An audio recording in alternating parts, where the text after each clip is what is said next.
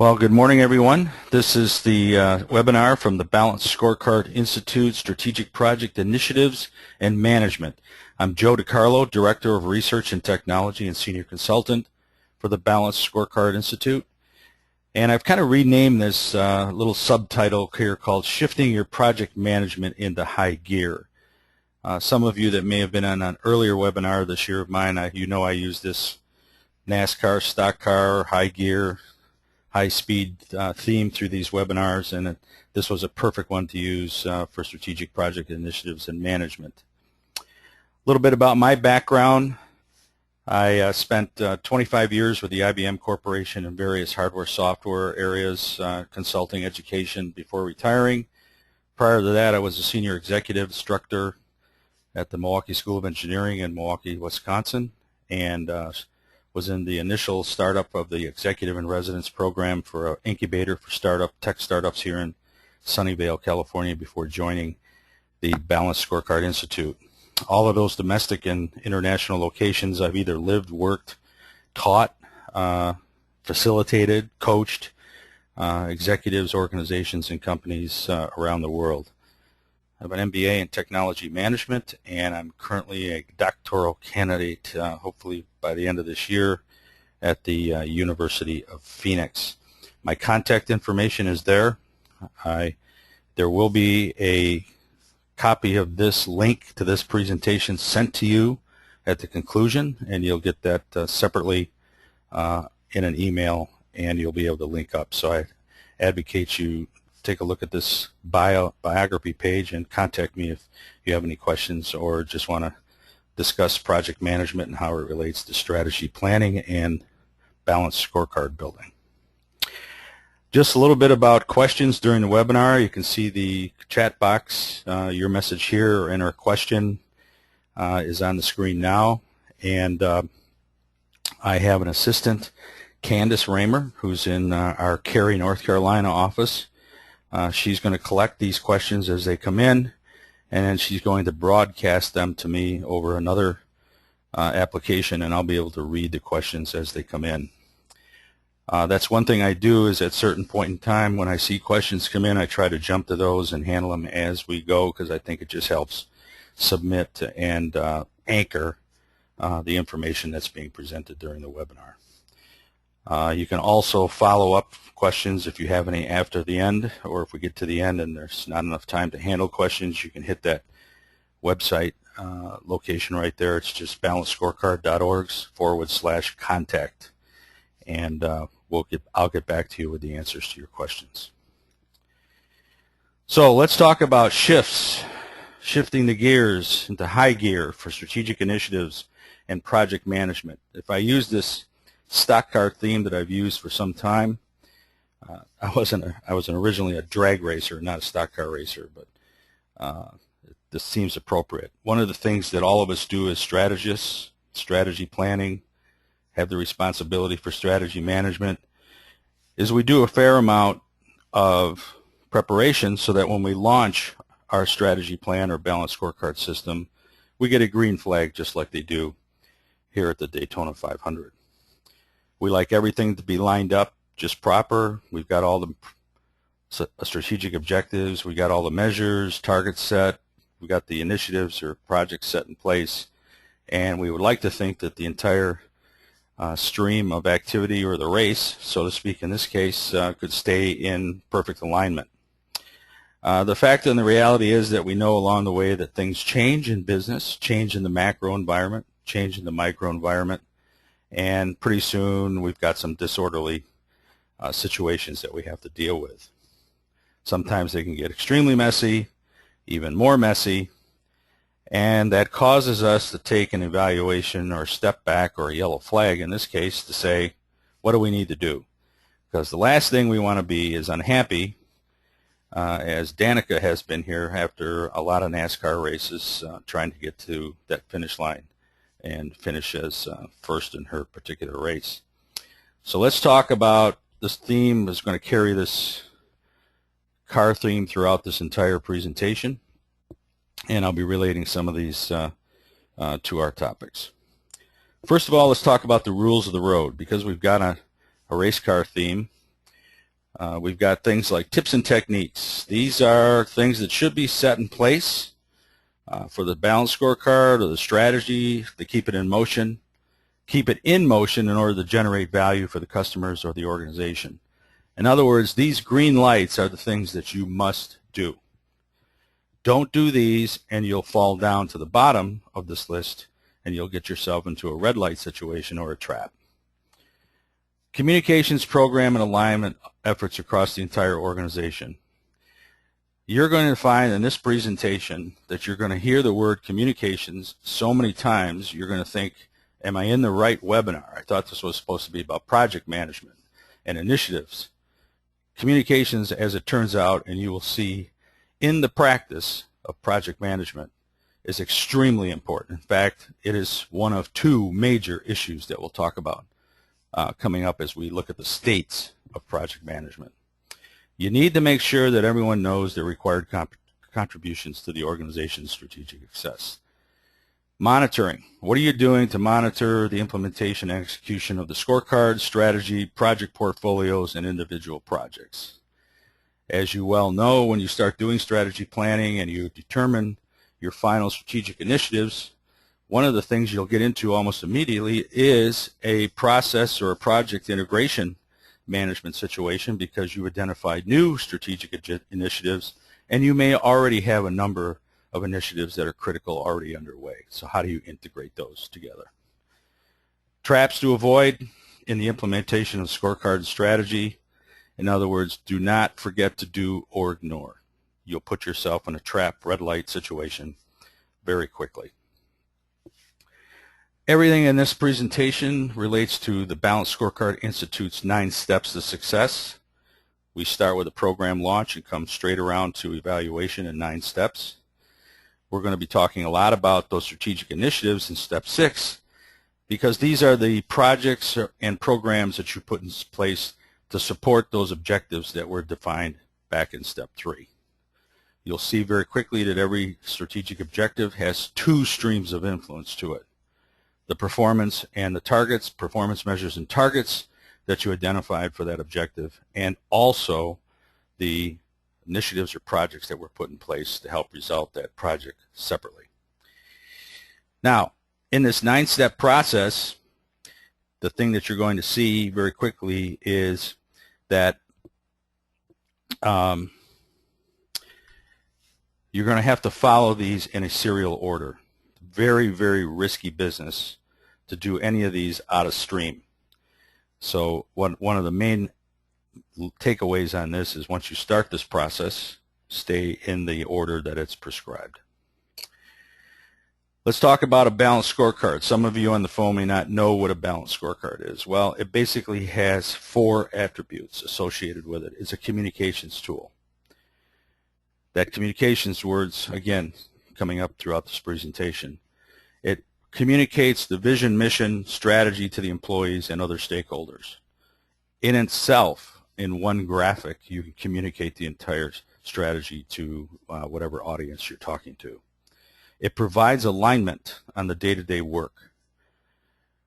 When the employees are properly communicated with on a frequent basis and they're aligned to that strategy, they know what their day-to-day work is doing in terms of the overall strategy of the organization. The framework for prioritizing programs, products, services, products, and resources. This process allows you to look into your strategy and your strategic objectives to say, what are we doing now that's critical to our strategy, and what processes might we have to change based on what we've identified our strategy to be. And as you can suspect, it uses strategic performance measures and targets to measure the progress toward the successful conclusion of those strategic objectives. This pyramid, if there's one slide when you get a link to this webinar when you download it later, this is one slide I always tell my clients or my students in class, you should make a copy of this and stick it up on your office wall.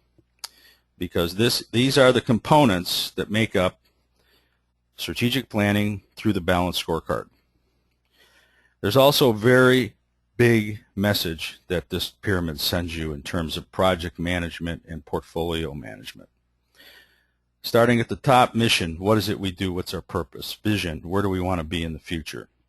Perspectives, how does our stakeholders look into our organization, through what lenses? And those of you that know Balanced Scorecard, you'll see in a minute, those are typically things like financial, customer, internal processes, and organizational capacity, or people and tools. The themes and results, those 3 or 4 strategic themes that must run successfully through all the perspectives, that in the end of the business year, those are the things that made us successful. 3 or 4 typically. Strategic objectives and strategy maps. What are those strategic objectives that are necessary for the strategy to be put in place? And also then the performance measures and targets associated with each strategic objective. And here we come to the main topic of this webinar, which is the strategic initiatives, those projects or plans that drive results.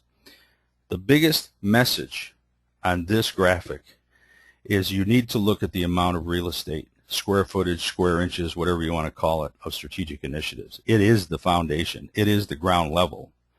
You put resources in place. You put people on teams. You've made a commitment to fund projects. The key message here is if you don't do these well, you can pretty well guess the results to the pyramid. It starts to get weak. It doesn't realize its vision. It doesn't allow you to really continue and complete your mission.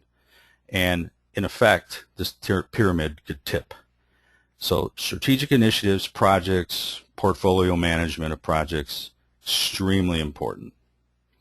In fact, when I'm teaching or I'm with my clients, when I get to initiatives, I often ask, how good are you guys at project management? Are you red, yellow, or green? Red's bad, green's you're very good. So every organization is some blend of those colors. The key message here is, through this webinar, is how to get better at doing the strategic initiative, project, and portfolio management. Let's take a look at the gear slide, being an automobile or a stock car theme. We have mission and vision driving the strategy. Strategy drives the objectives. And if we take a look at the budget and actions, you can see that actions is pretty much everything that we're going to talk about here.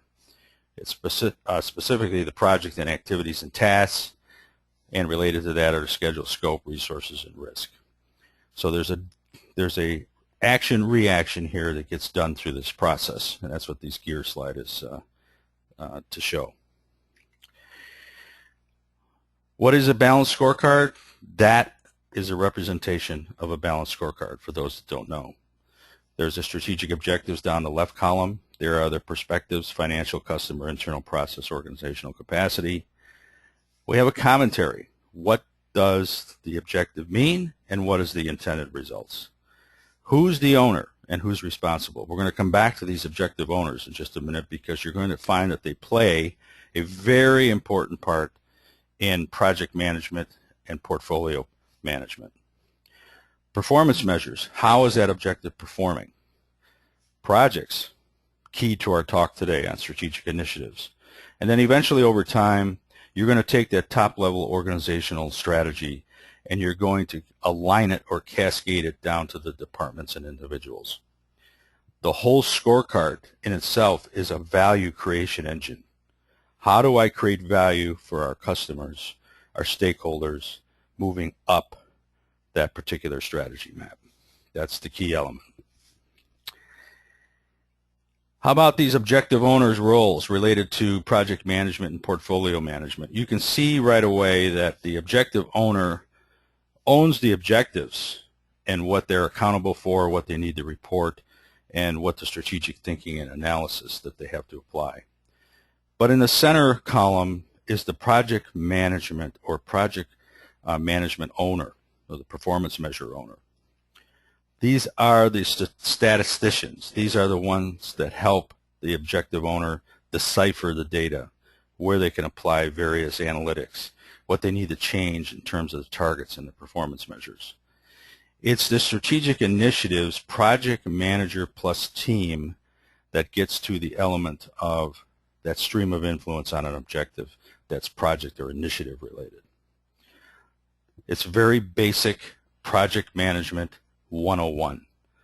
They have to define scope, schedule, quality, turn the initiatives into risk-managed projects, report the process against the milestones, resource performance, risk, cost, and scope, and then also track schedule and cost variances and project impacts against the objective outcomes.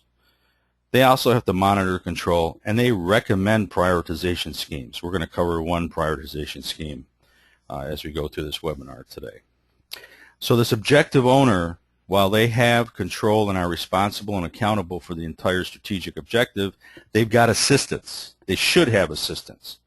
Now, the reality is, large organizations, yes, this could be 3 distinct different individuals. Small organizations, you have to wear many hats. You may also be the project manager as well as the objective owner. So it all depends on your environment and your circumstances. All right, so these shifts to your scorecard system for high gear project management. There's 4 that we're going to cover today. First is we're going to cover the states of the strategic initiative project management.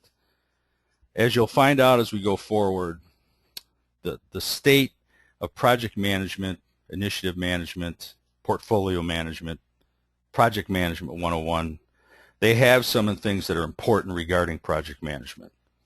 And this is the latest and greatest that I could find industry reports coming directly from the Project Management Institute. They're very, very upfront with what are the factors contributing to poor project management. And those will be itemized as we go through it. There's some discussion around a project management maturity model, which I was very glad to see because it relates somewhat to our own strategic management maturity model that I have one slide exhibit on. And then, of course, you shouldn't start into anything formalized with regards to project initiative, project management, portfolio management without having some kind of contact with the Project Management Institute's Project Management Body of Knowledge, or PMBOK, as it's known in the industry. Next, we'll cover a scorecard tune-up. What do you need to do once you've got your scorecard strategy in place? How often do you evaluate it? How often do you evaluate those projects? Monthly, quarterly? Well, if you've got a fully blown performance management system, you can monitor them every day. It all depends on when the collection frequency of data has been designed into the performance management system. You're going to do a reassessment of the M&M environments. Now, this is not the candy M&Ms. This is the macro and micro environments that the organization works under. Communications programs are critical during this tune-up of the scorecard. You're going to then, during the build and onward, you're going to develop your initiatives, projects. You're going to change your initiatives, projects as some initiatives or projects gets completed. You've got to be ready to go back during one of those evaluation periods on the tune-up and say, I've got other initiatives now to come onto the radar screen that I need to move up. So, determination and prioritization. We have a scheme that I'm going to show you, or a process that I use quite frequently with clients. Project management methodologies. This is one point where if you're just really getting serious about project management, you're going to want to get into some methodology of one of the 3 that I show here. There are others, but I only focused on these 3, and really I only focused on the one because it's easy to use. Many applications, PC, Mac, doesn't matter, in the cloud, especially now with things like smart sheets and that type of thing in the cloud, you can do this in many different ways and share this information very quickly. Project estimating approaches. I put a sub-bullet in here on this because if there's one item that I hear consistently at most client or locations is we do a very poor job of scoping and estimating. And then we're constantly in scope revision, and that just takes up a lot of time. But when we really peel back that discussion, they did a hurry-up job on the estimating of the project cost, and they didn't get it right. So we're going to talk a little bit couple slides about what you should be taking a look at there. We'll talk about the project work breakdown structure and timelines. This is a nice way of saying you cannot get away from a tool like Microsoft Project, Turbo Project, any kind of Excel Gantt sheet generator where you can put the work breakdown structure in and put the time scale out. The reason we need that is for the last bullet, the monitoring and alignment across the organization of these projects, initiatives, and portfolios. You need to get, when you get serious about project management, you need to get into the performance management software world.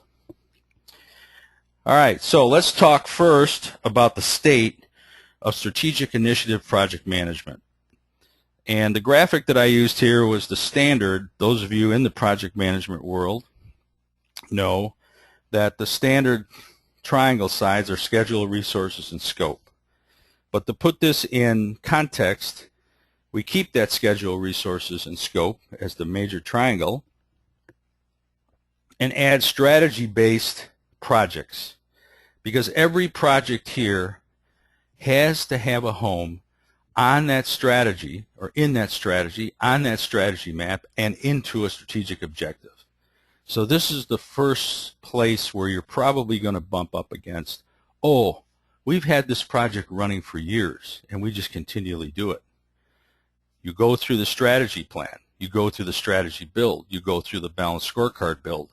The first question that comes up is, where does that project fit in this strategy, in that strategy map, or on that scorecard?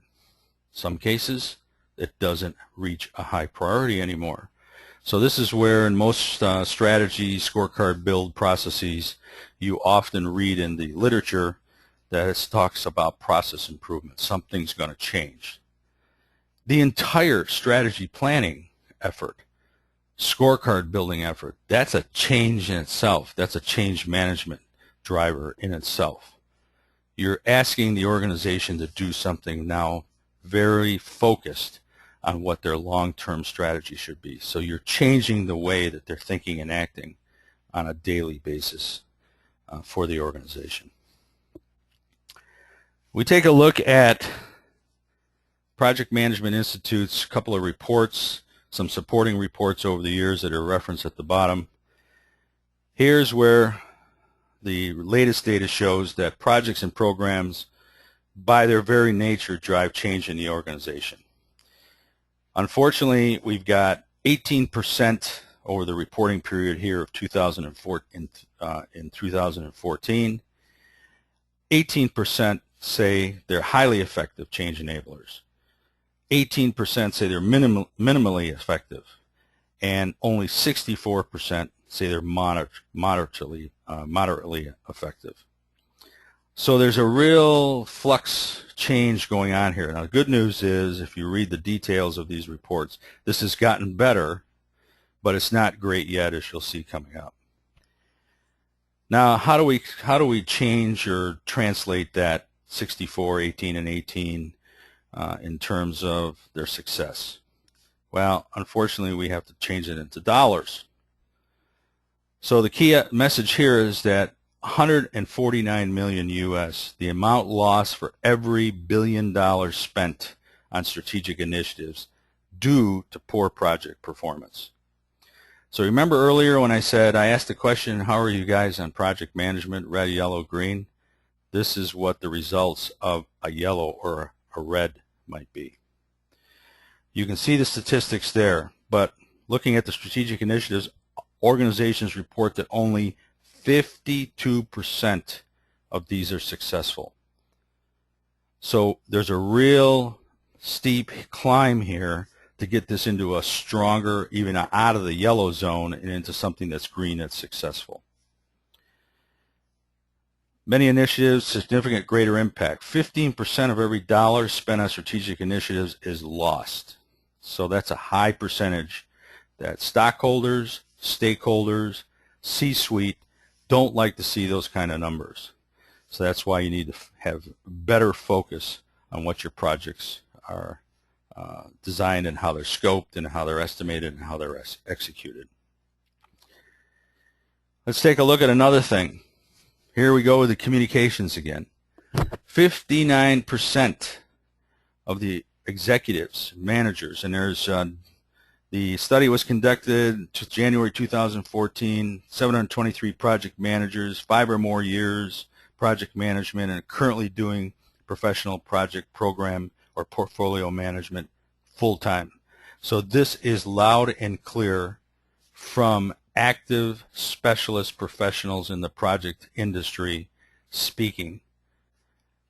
Insufficient communications, 59%.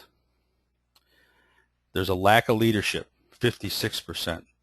C-suites are great about getting in a room, laying out all the strategic plans, laying out all the strategic initiatives and projects, assigning people to those projects, and the next thing they say is, keep me posted. There's got to be leadership and communications that comes from that C-suite. The rank and file, the departments, the teams, the individuals, they need to understand why these initiatives or projects are important to the organization. What are the benefits that the organization is going to see, and what are the benefits that the teams and individuals are going to see? Kind of a long way of saying, what's in it for me? If we do these initiatives, what's in it for me? Yes, it's very easy for some of you to sit there and say, well, what's in it for them is continued employment. But in the end game, it's a success of their customer set and success of the organization. So that's why the leadership has to continue to communicate exactly why these initiatives have been ranked, have been prioritized, have been launched, why others may have been stopped, and how it relates back to their strategy. Now, for the organizations that had highly effective strategic initiative success, they said there are some very critical items that are important.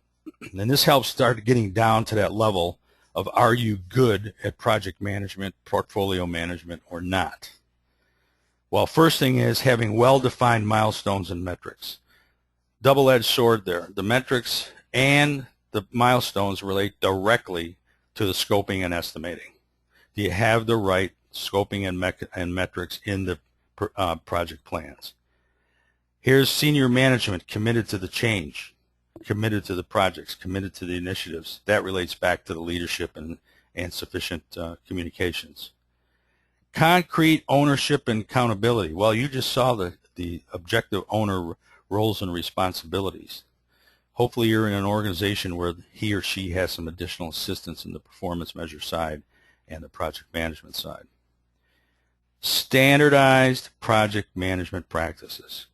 That's why I referenced earlier, you have to get involved with the PMBOK of the Project Management Institute.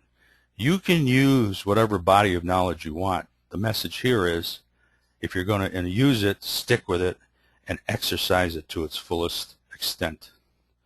And the last is engaged executive sponsors. You can see the high percentage there for the highly effective ones, and you can see the minimally effective ones are a significant gap between effective and not effective. So again, these are critical items that you have to decide to put in place if they don't exist in your organization today. All right, so let's take a look at another state of strategic project initiatives and management. Well, they fail to effectively communicate. We talked about that already. They don't have effective communication plans. So that part of the next step in this presentation is to talk about creating effective communication plans, especially during that evaluation period. Effective execution of the communication plans. Sometimes they do the plans that don't execute on them. I've seen that happen. They actually invest the time and money to create the plans, use a lot of resource time of people and teams, and then nothing ever gets executed. And the last one is effective identification, measure, and communication of the intended benefits of the change. There's no sense in setting up projects, listing them as strategic, putting resources behind them, if we don't know what the intended benefit is of these particular projects. Half of the unsuccessful projects are related to ineffective communications. There's that communications thing again. And the importance of communicating a strategy, initiative alignment to the organizational strategy should not be overlooked. Here's another state of project initiative and management. This one is the contributing factors to poor project performance when implementing the organization's approach to project management. I've been emphasizing already the poor estimates and missed deadlines. What is the one answer that I usually get from students in my classes or my clients when I'm first working with them when I ask them how they are on project management, red, yellow, or green? Invariably, somebody in that environment will say, we don't do a good job of hitting our deadlines, or we never hit our deadlines.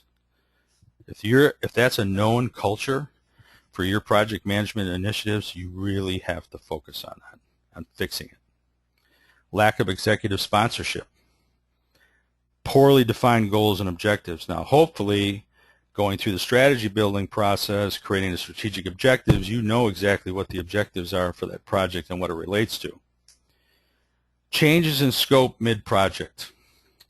How many of you on this call have been into a project that got started and somebody called up and says, well, we can't get these particular things delivered from procurement, so it's going to be delayed of about a week. Can we live with that? And hopefully you haven't given the knee-jerk answer that says, well, that's okay. Hopefully you've gone back to the project scope and timeline and said, no, we need to have a different plan because that's critical. It's holding up the entire project based on the Gantt chart. I would attest that many of you would probably say, yeah, I know the plan by heart, every nuance of it, every detail of it. I just say yes. Others will say, nope, can't do that. I got to go back and look at how this has an effect on the change in scope, has an effect on the costs as well as the overall timeline. Insufficient resources. I think many of us work in an insufficient resource world. That's just known these days. Many of you are going to have to improvise, adapt, and overcome the hurdles on resources. This is where your creativity sets in. Poor communications is a factor, as we mentioned. Stakeholder involvement. You got to keep the stakeholders engaged all the time. Keep them informed of everything, the good, the bad, and the ugly. They don't want surprises. How many of you have had your manager or your executive or your C-suite or your stockholder say, I don't like surprises? Keep them involved. Changing the environment. That evaluation process that you have to decide how frequent you do it as a group, many times you're going to have a change in your environment. Customers are not going to buy into what your new product is. You've had a change in the competitive environment. Somebody else came out of nowhere and is now playing in your space. So how does that have an effect on your project initiatives and management? Changing the strategy. Most scorecards need 1 to 2 years to get fully institutionalized, especially if you're starting them from scratch. Yeah, you revisit them on a quarterly, half-year, annual basis, but you got to give them a chance to drive that strategy. You don't want a knee-jerk reaction in any strategic objectives based on one isolated incident. So you have to look at what your change in strategy is, and if it's a major change, that you need to adapt your strategy immediately to. Inadequate risk planning. Risk assessment, enterprise risk assessment related to strategy. This day and age, with all the disasters that have happened to some organizations, even small things, you have to put some kind of a risk directory in place to say, we considered this in the strategy and strategic planning.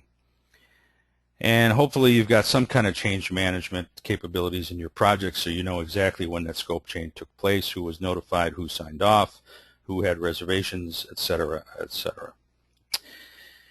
Notice that this respondents was 1,524, 38 countries within 34 industries. So it's got some substance to these numbers. Okay.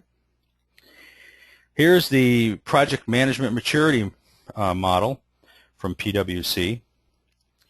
I'm not going to read these 4 levels or these 5 levels to you, but you can look at them when you get the down link, and you can see, are you sporadic use of PM? Are you in the initial stages? You've got a formally approved methodology. Have you implemented? Is developed, approved, and used? Do you monitor? Do you integrate the project lifecycle methodology is used? And do you optimize? Regular analysis and renewal of the existing PM methodology. I would attest that there's no size organization that should not strive to be a level 5, because the minute you stop looking at the analysis of a project, measuring its completion to milestones, measuring its completion of budget expenses, measuring what you expected to get out of that project via the scope, the minute you stop trying to optimize that, pyramid slide, initiative foundations crumbling. It's getting cracks. You're going to set yourself up for potential problems later on when that budget runs out or the timeline passes and you don't get what you were looking for from that project or portfolio. Let's take a look at this maturity level based on those levels. And this was a respondents percentage in 2004, respondent percent in 2012. And you can see the changes. The good news is from 2004 to 12, some really good changes. Monitor, for instance, took a big leap. Respondents in 2004 from 2000 to 2012. Good news is less sporadic use of project management. Neck and neck almost on initial and implement. That tells us that they had something going already. And better on level 5. The one that's the most encouraging, though, is people are waking up and probably tired of listening to the conference meetings, the phone calls, the questions about why did this project not do well. And it's at level 4 increase that's probably made this pretty good. Now let's talk about the Project Management Institute's Project Management Body of Knowledge. The current edition is the 5th. By the way, to anyone listening, and I hope most of this audience knows this, you can join the Project Management Institute as an individual. You don't have to join as a firm. And once you have your annual fee, you have access to a lot of the same material that I'm showing you here. But the key element there is if you really sit down and do the homework and study it, you can learn an awful lot from that organization. When we look at the PMBOK 5th edition and we look at the stuff that really matters, this is my view. There's everything in there matters. But when it really comes down to projects, it comes down to these bullet items. It's all about the project management process, integration, scope, time, cost management. I think we got an open mic here. Quality management, human resource management, communications management, risk management, procurement management, and stakeholder management. So when you look at this list, for us seasoned project managers, portfolio managers on this call, this looks like, oh, this is daily routine, Joe. I have to do this, every day, every week. For those that are new to project management, you need to get familiar with what each of these are and what they entail. The PMBOK 5th edition does a very good job of giving you the basics that you need to go through this. It will help you get organized, it will help you put a good plan in place, and it will allow you to put something in place that helps you monitor as things go on. All right, now, if anybody's got any questions, put those in the chat box. Candace will capture those and redisplay them to me here, and I can answer them on the fly if you have any questions. So don't be bashful about questions. All right, now let's move to the second bullet for this presentation, which is Scorecard Tune-up. And I look at this as, we got to have a pit crew come in and take a look at the car, take a look at your project plans. If you got your objective owner is going to call you in as a project manager and your team, say where are we on these strategic initiatives. So you're going to do some evaluation just with your objective owner, but this evaluation is the bigger group. This is the C-suite. These are the guys from project planning, project overview in your organization to help put this major scorecard strategy in place that has these projects associated with it. So the question is, do you meet monthly, quarterly, or annually? Reassessment of the M&M environment, macro and micro environment, and again, the communications program. These are all very critical to every project that you put in place. So if we took a look at the evaluation plan, here are some of the things that you're going to look at. What are the roles and responsibilities of those attending the formal meetings, the schedule and scope of all the projects? You're going to analyze, review the background assumptions. What assumptions did you make when you put that project in place or that portfolio of projects in place? By the way, that all has to be captured somewhere in a knowledge base. You can't just write a bunch of notes, put the project together, and then discard all your details that you wrote down during the initial meetings. You have to evaluate the performance results against the targets. How are you doing on the milestones? What percentages of those projects are on track? What percentages are forecasted to run out of money before the end date? Those are all the things that you discuss here during the evaluation process. And you have to evaluate those projects against their expectations. What were you hoping to see at milestones, 25% of the project, 50%, 75%, 100%? Are you seeing any changes? You make any necessary changes to the elements and scorecard system at this point. Do you revise vision, mission, values, customer value prop? I will tell you, in some cases with my clients, they change the customer value prop because the customers in their environment, very narrow in one case, they've had some change in what they expect in terms of the attributes, the timeliness, the feature functions, the quality, and the price that they're looking for from their organization. That will have some direct effect on the projects that are currently in place, or maybe, if we jump right to the bottom, there are new projects that need to come onto the books. So you will do that during this evaluation process as well. And of course, you'll look at the objectives and the performance measures and targets to see if they're giving you the motion on the success of the strategic objective that you were looking for. Here's the strategic management maturity model from the Balanced Scorecard Institute. You can actually go out and do this online and get a number. Our dimensions are leadership. You answer on various levels, ad hoc and static as far as strategic management, reactive strategic management, structured and proactive, managed and focused, or continuous improvement. Everyone strives for continuous improvement. But the dimensions that we help you evaluate that on are leadership. There's the link back to that project leadership engagement, culture and values, strategic thinking and planning, alignment of the strategy across the organization, performance measurement, are you doing the measures? Performance management, are you measuring the projects based on completion? Are they giving you what you want? And sustainability, and process improvement, are you evaluating what projects need to stay in the list of projects that are currently underway, and can you sustain what you're doing in terms of your organization? A example periodic agenda, what's the introduction and purpose, review and evaluation, the communications plan, general suggestions and discussion. The trap here is not designing this plan. You don't design it out and you don't conduct the meetings. Believe me, there are organizations that say they do, but it's a telephone call, it's a quick discussion in the hallway, it's a quick discussion at the beginning of some other meetings, and it doesn't get the focus that it really should be getting. This is an example scorecard.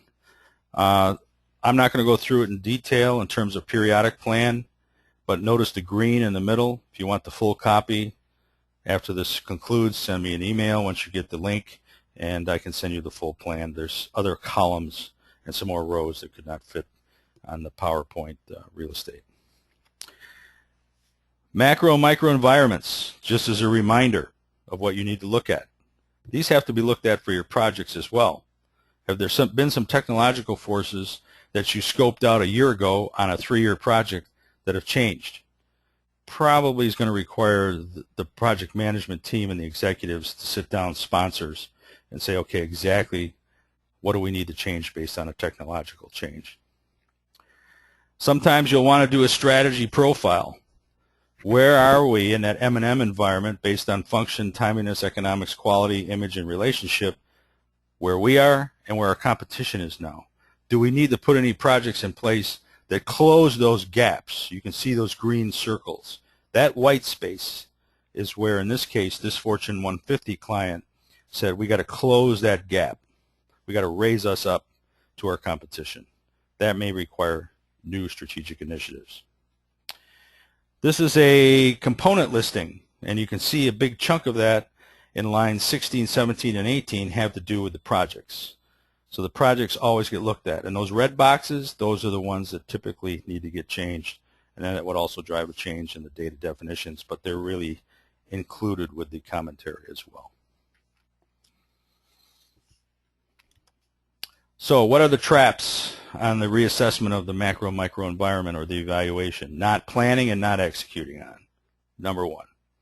Not allocating sufficient time. By the way, you will see this trap repeated several times through this webinar because that usually is the case. Everyone is so partitioned in their time that they start to prioritize which things they want to focus on and which things they don't. This is one area, the strategic planning, scorecard, and your project management and your project portfolios that you could not afford not to spend sufficient time on, because back 6 months ago you launched a team of people and an individual or two on several projects that someone said are strategic to this organization. They demand your focus and time. And then this one is not, another trap is not involving the entire leadership management, strategic objective owners, teams, and at all organizational levels. Nice way of saying you haven't communicated well enough and they don't hear what the benefit are for these projects. Here's a communications plan, another sample at the bottom. Request it and I'll send you the rest of this. There's a few more lines and columns. But the point here on communications is dialogue. You want to be up on one-to-one small group dialogue on communications. You don't want to be down in the one-way discussion sector. That doesn't work.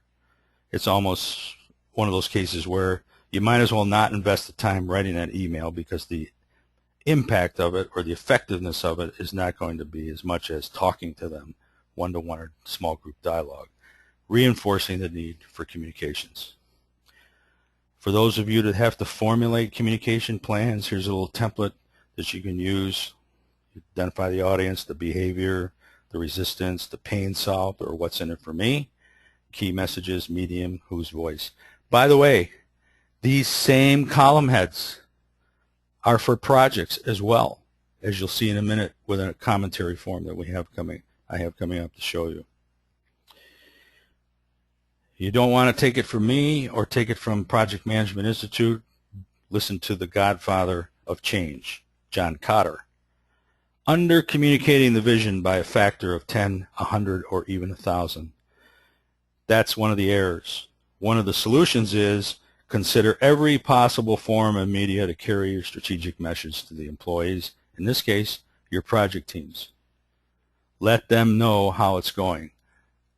The goodness, the badness, and the ugliness at any point in time. So on the communications programs, big trap, don't design it and don't complete the messaging template. It's homework. Everybody's got to do it. Somebody's got to do it. If you've got a communications office in your organization, engage them. They're wordsmiths. They can help you do this. You got a marketing office, engage them. They're wordsmith and message capable. Don't allow sufficient time and don't involve everyone again. And in some cases, not seeking the communication team assistance from that marketing or that communications office. All right, let's get down to strategically develop your initiatives and projects. If you don't know what the box means in stock car races, that's when you come in the pit row. And NASCAR has a funny rule that if you don't stop in your box for your car in your pit and you go across the line, the crew cannot come out and push the car back. You have to put the car in reverse and get it back into your box. So it's kind of like an analogy of you've gotten off track on your milestones on a project, and you've got to get those milestones back in their box or back on track. This guy is saying here, lap 15, we got to come in for a pit stop, and really what we want is nice orderly racing or execution as the process goes on. So we'll talk about initiative determination and determination prioritization. a couple, 2, 3 management methodologies, some project estimating approaches, and we'll talk about creating that work breakdown structure and timelines, and then getting it into the performance measurement software. So, just as a reminder, that strategic objective that you saw on that balanced scorecard graphic, it has 2 streams of influence. First of all, you set some measures and targets up for the objective itself. What are the 1, 2, or 3 needle mover strategic objectives or strategic measures and targets that you need to measure against that objective? You only want 1, 2, or 3. After that, you're probably measuring too much operational activity and not enough strategic activity. More importantly, now on the other stream is the initiatives or projects. And of course, you got project measures and targets that you're setting up. You're setting milestones. You may have a project that has huge dependencies. I can't get past step 5 until I get step 4 completed. That's why the communications is very, very important in project initiative and project management. When we do strategic initiative development, I put these slides in here to show you some live field activity. I mean, we typically have the walls and windows, in this case at the bottom 2, loaded with components and knowledge and indicators and inferences and ideas and that have been generated by the group that's creating the strategy, creating the balanced scorecards, creating the list of initial initiatives. And that stuff stays up to the length of the engagement. Eventually, in that top left, you're going to have a wall full of ideas of what potential initiatives are. Personally, I'm a big fan of everybody has a great amount of time that once the objectives that were developed, here's a small part on the right, in the upper right quadrant, once those objectives have been determined by the group, they have to go back and decide what are the initiatives or projects that need to be put in place to support those strategic objectives. Just do internal brainstorming, individual input, and we put them all up on the wall and we start the affinity grouping process. Once we affinity group down, it's another example, we can get down to, and if you look closely you can see hash marks. We ask that same team to say, okay, here's everyone's input on potential projects. Which ones you got? If there's 10 people on the team, you got 10 votes each. So you go up and put your hash marks on the ones that you think are the most important. And we get another prioritization process underway using the best brainstorming ideas from that same group that also put together the strategic objectives. So we get great synergy here in terms of what the strategic management team for that Tier 1 scorecard has been working on. Next, we take them through a 2-cycle initiative prioritization using a 2x2 matrix. Now I'm focused on this one down here at the bottom called strategic impact and resources required.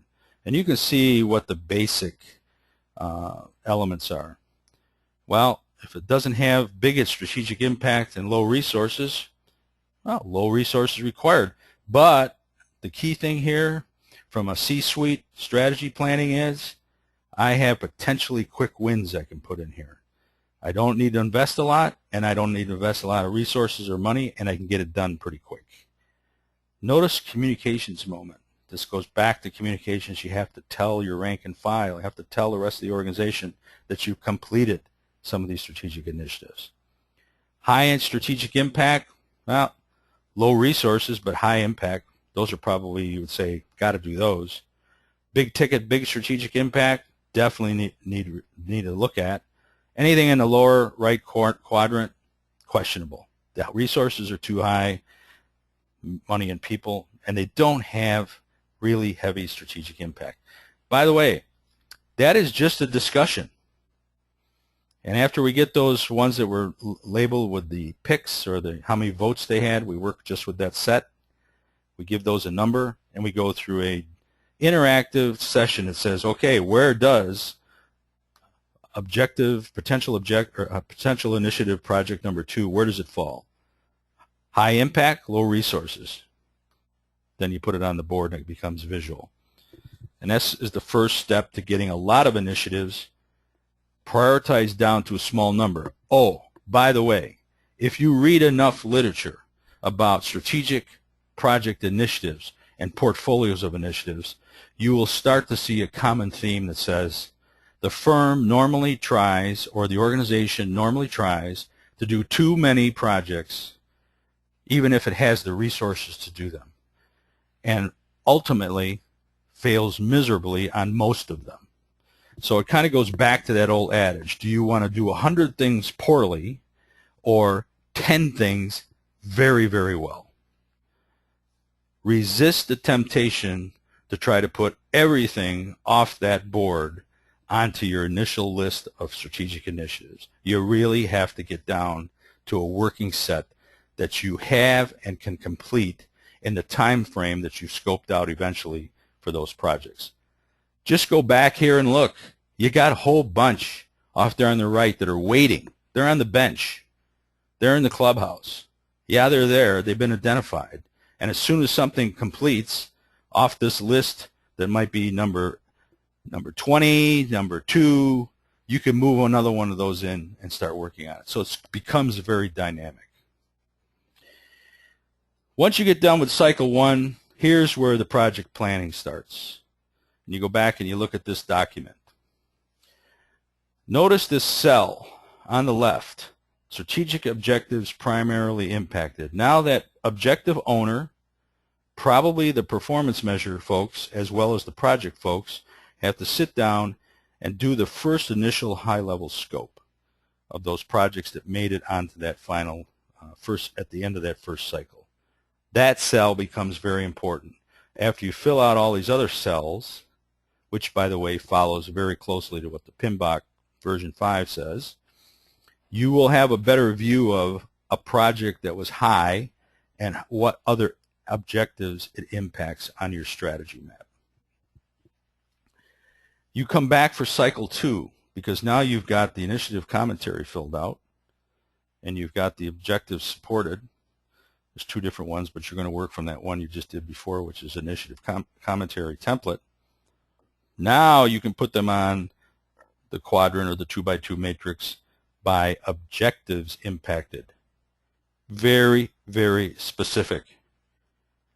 This is what I call you stop the discussion and introduce logic into this process, because now it's very, very hard for someone to say initiative 12, initiative 21, yeah, it requires a lot of resource, but look at this. It hits 4 and 5 strategic objectives. Why would we not do that? Yes, we're going to do a lot of those in that lower left quadrant because they don't cost a lot in time or money, people or money, and they have, in some cases, a fairly good objectives impacted. The possible lower priority candidates are, again, lower right quadrant because they're big resources but low number of objectives impacted. So this gets you on the path to saying what are those 10 or 15 that are critical to the strategic plan for the organization. How about project management methodologies? Well, the one that I use frequently with clients and getting them ready to do initiative management is the MPMM, or Method 1, 2, 3, project management methodology. Reason being, I've used it for years. It's easy to use. It's tailorable. If I have a client environment that wants to do something a little different in terms of templates, what they want to look at and what they want to generate in terms of a process, it allows you to do that. MPMM tracks directly to the PMBOK process, and if there's anyone on this webinar that knows Prince 2 or the projects in controlled environments, MPMM tracks directly to that as well. Is this the only list of methodologies? No. You can go out there and Google search project management methodologies and you'll get a lot of hits. This is the ones that I'm most familiar with from my career in project management. How about project estimating? We talked about problems with that. Now, as it turns out, this is kind of a structure of what any project looks like. You got the various phases and deliverables, sub-projects, projects, and you got various deliverables at the parametric level, and you got bottom-up capabilities. And bottom-up says, look at that work package 2.2.1.1. Now we're into the work breakdown structure. We've got some very detailed structure of what that project element's all about. The key thing is the project itself is you can use an analogous process to get you started on the estimating. Parametric says you're going to look at some specific things related to that, and then eventually when you get full costing on the work breakdown structure, that may drive a change in your estimate, and hopefully that happens very quickly. Analogous, also known as top-down, used when very little information is available or the new project is very similar to a previous project. And in fact, the example that I'm going to show you is that we had a collection system that was genned up on a Gantt chart and timelines, and we're using it to look at a customer collection system, or a collection system for Mayberry Utilities. This technique results in total project estimate and is a choice for early estimates where detailed information is not available. Parametric, you use information from the work breakdown structure, gets a little closer, but bottom up is really the best if time permits, because you've got the estimating tool of choice when project data becomes available. This may help you drive changes to your estimate as the project gets underway. Here's an example. You guys have all seen these Gantt charts from Microsoft Project, but this happened to be one for a collection system, and you can see we broke this out to the work breakdown structure, timed it, scheduled it, etc. This is meant to be a snapshot. What's the trap? Well, not prioritizing your strategic initiatives. If you don't go through the process, I don't care if you don't use the 2x2 and do 2 cycles of that.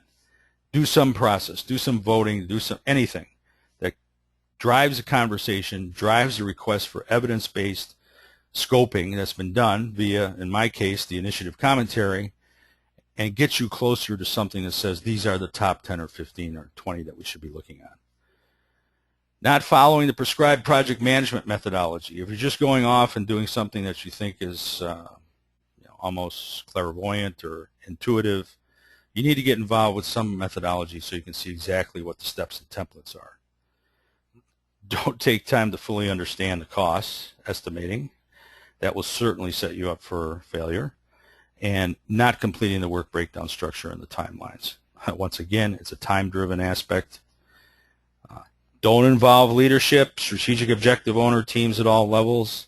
Again, it's this communication and engagement within your organization that has to undergo. Okay, what about now the monitoring and alignment across the organization? You want this system running at maximum RPM. You need to monitor various aspects of it, not only performance measures and targets against the strategic objectives, but you're going to monitor the performance of your projects and your portfolios. You don't want that bloody mess down there in the lower left picture, and you don't want to create another yellow flag in the execution of your strategy. And not doing the monitoring to see if everything's aligned across the organization will certainly drive a yellow flag. So the first thing we do is we take a look at getting the performance measurement software. Now, the Balanced Scorecard Institute, we use Spider's Quick Score because that takes all of the components that you built in either of the Tier 1 organization charts or the Tier 2 departmental business support unit charts and pulls them into Quick Score, and it replicates everything that you've got on your paper that you designed on those walls. As you saw those pictures on those walls before, it gets it into an electronic form. It becomes active. It provides you active evidence of information that you can work on. So in this particular snapshot at this time, we got a couple of red zones here. Expand customer base, improve, expand value-added services. We can click directly on those and say, what's the problem? And it'll drill down into the performance measures and the projects or the initiatives. Which is it that's driving the red zone? We've got some trend lines based on current information and 6 months of information that you've collected over time in your scorecard. And we've got some yellows and some greens. Obviously most executives and everyone would like all greens, but that's wishful thinking in this macroeconomic environment. And you're going to have some changes to these colors as time goes on. You're going to have some reports ginned up. I mean, you've got 4 perspectives: customer, financial, internal business process, employee, organizational capacity. You've got your threshold levels of green, yellow, and red that you've designed for the performance measures and also on your initiative milestones. And you've got blue line across there for customer, gold line or yellow line for financial, green line for internal business process, and employees' organizational capacity is kind of a burgundy line that sits across the top. So in a very quick manner, you can look at that chart above and say, employee and organizational capacity, pretty much performing as desired based on performance measures, projects, milestones, etc. Seems to be nested pretty well in the bottom part of the green zone. Now, internal business process fluctuates, not to be unexpected. Internal business process is everything that your organization is doing, taking advantage of the people and tools and infrastructure and doing process-related things. And some of those process things may change. What drives it? Maybe a change in technology. Maybe something broke down. Maybe a supplier went offline and you're having trouble finding, you're getting that back, your supply chain management working sufficiently. And then there's the customer, the financial. Now the financial here is yellow. Had some greens, had some yellow. Good news is it was never in the red. So you can see some trending over time with the financial. And the customer's in blue. So are we keeping the customer happy? Well, not as happy as probably most C-suite executives would like because we've never been into the green zone. So we probably need to take a look at what did we put together when we first set up the projects or the initiatives that are going to help that customer perspective raise itself up into maybe the green zone and a higher level of the yellow zone. Here's an example of the initiative screen. Now, we've got one that's, we've got a whole series here, and we can see here that we've got an employment engagement survey. Well, we said that's related to 3 objectives in the case of QuickScore or our system: employee productivity, community image, and employee engagements. And we can see various start, who's the owner if I'd fill that in, and what's the due date, what's the completion date, and I can send out alerts on this. When any of these change, that's a nice thing about QuickScore is any change that you define, say a milestone's not being met, you can send out an alert. You got too much budget expended for the time length of the project and you're not at the right completion level, you can send out an alert. So you can. This is just a sample of the lists that are listed there. Now here's a couple that I started working with because remember back when I showed you that Gantt chart and timelines, we had a generic past project on a collection system, and so I started looking at, well, I've got a project in this current plan, so I went back to my archives and I said, well, we got a pretty good one that looks close. So in terms of getting the estimate and the timeline down, I can start looking at this billing and collection system, and then I've got to gather requirements off of that Gantt chart I showed you earlier. Underneath that requirements, I can gather customer requirements, propose solutions. I can assign various individuals, and I can start tracking exactly how those milestones are being met. So this system is very flexible to allow you to go in and do that, and more importantly, you can get this information directly in through a connector database utility that Spider provides called Spider Connect, or you can stay with the old manual method. You get your reports from your project management system and you can key those in, or you can convert that project management reports to an Excel spreadsheet and import those in to QuickScore for project management side. The key thing is here is that Spider's QuickScore is set up to be the performance system. So you don't want to morph that into a project management system. So if I were a large project management, cost management organization, you might be using Primavera from Oracle. You might be using some other project management technique. You want to do that outside, and you just want to bring the results in to hit your performance management system. So do you do it manually, or do you do it by a connector? That's up to you and how you want to work it. Monitoring and alignment, not moving to a performance management analysis system. Critical step.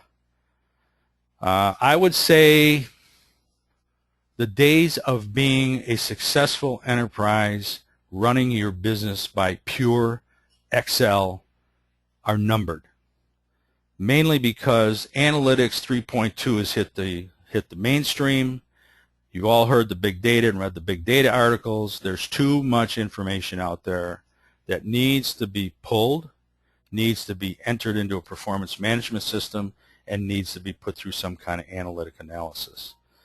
So do not think that at any point in time you can never get away from doing any kind of performance management system. And in this case, Spider's in the cloud. You can do it behind your own firewall. We're even working with customers that have security in their firewall very deep and wide. So we put just the Connect module behind their firewall and let it send data out to Spider in the cloud so that we can get this performance management system up and running. So this is going to be a trap that's going to become more and more foundational as time goes on. So not moving to a performance management system, analysis system. And I stopped short of saying that's not Excel. Okay. Don't allow sufficient time. While it's pretty well replicatable, once you get done with that Tier 1 scorecard, the performance measures, the targets, and the initial set of prioritized initiatives, 4 days. Give yourself a 5th day if you want to go back and make some tuning adjustments. That's how long it takes to get your system up and running in QuickScore, based on everything you did over the weeks or months during your work sessions. So it's very, very easy to use. Don't involve the entire leadership, management, strategic objective owners, teams at all levels. That's that communications thing. Make sure you communicate and make sure that your sponsors and executives stay engaged throughout the entire process.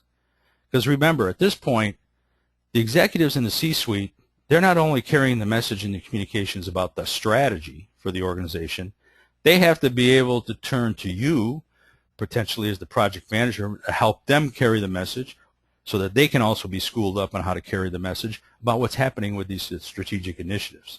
They have to be very, very upfront with that, and they have to be able to itemize the benefits. Why are we doing these strategic initiatives? So let me pause. We're at the end of the presentation here. Are there any questions? Candace can pick them up in the message box and then relay them to me here. I'm happy to ask any that you want. Just remember that you will get a link to this presentation, and then you can send me private questions if you want, or you can request the full communications plan or evaluation plans.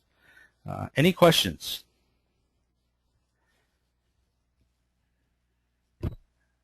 All right, well, give you a couple more seconds to write any in, and I appreciate your attention today. Follow up if you got any questions. A lot of what I discussed about, not as deep into the project management side, is contained in the Balanced Scorecard Institute's The Institute Way. I will tell you that this is a book that takes everything you saw from the 9 steps from beginning to end. And if you're a good book learner, this would be a good investment for you. And there's plenty of supporting documents on our website as well to help you through this process. If there are no questions, and I haven't seen anything pop up on this other screen, so thank you for your attention. Now you just need to go for it, and hopefully you can cross this finish line with a solid project portfolio management system as you go forward. I thank you for your attention. Have a great day. Look forward to talking with a few of you through email or on the phone. Thank you.